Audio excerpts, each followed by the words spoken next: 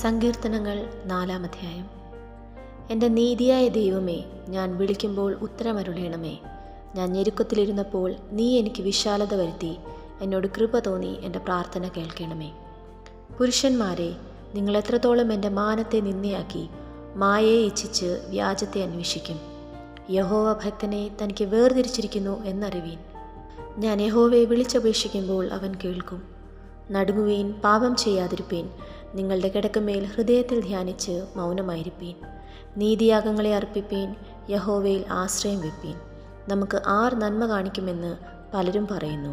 യഹോവേ, നിന്റെ മുഖപ്രകാശം ഞങ്ങളുടെ മേൽ ഉദിപ്പിക്കണമേ. ധാന്യവും വീഞ്ഞും വർദ്ധിച്ചപ്പോൾ അവർക്കുണ്ടായതിലും അധികം സന്തോഷം നീ എൻ്റെ ഹൃദയത്തിൽ നൽകിയിരിക്കുന്നു. ഞാൻ സമാധാനത്തോടെ കിടന്നുറങ്ങും.